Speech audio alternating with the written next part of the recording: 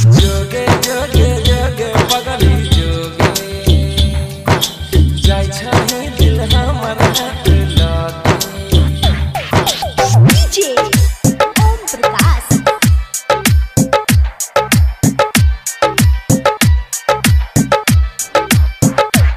जोगे पगली तू ससुरा में रही है आबाद।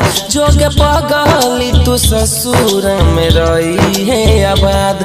अपना पगला के कबहू तू करी है नया जोगे गे पगली जोगे जोगे गे पगली जोगे जोगे पगली तू ससुर में रही है आबाद। जोगे पगली तू ससुर में रही है आबाद। अपना पगला के कबहू तू करी है नया जोगे गे पगली जोगे जोगे गे पगली जोगे। डीजे ओम प्रकाश।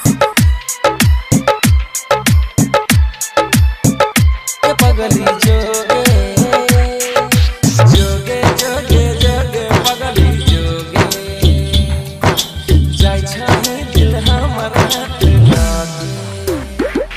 जब दई के रहू धोखा किया प्यार के लिए गे बुझ के हमरा गरी। जब करई के रहो नफरत हमरा से किए अइली करी। मार के हमरा ठोकर तू बेघर कई लगे। हाथ छोड़ के हमर दोसरा के धई लगे। दुआ करबहु भगवान से तू रही है जिंदाबाद जोगे गे पगली जोगे जोगे गे पगली जोगे। डीजे ओम प्रकाश।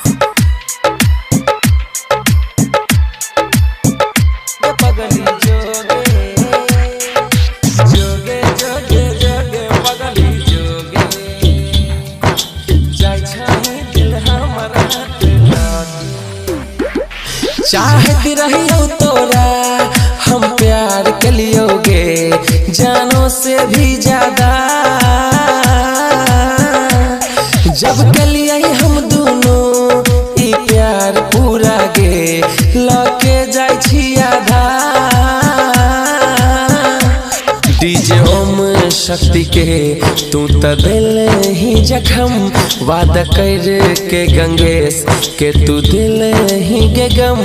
अब कब न करिए रसल पुरिया के याद जोगे के पगली जोगे जोगे गे पगली जोगे जोगे पगली तू ससुर में रही है आबाद। जोगे पगली तू ससुर में रही है आबाद। अपना पगला के कबहू तू करी है नया जोगे गे पगली जोगे जोगे गे सोना जोगे। Presented by SMS Dhamal।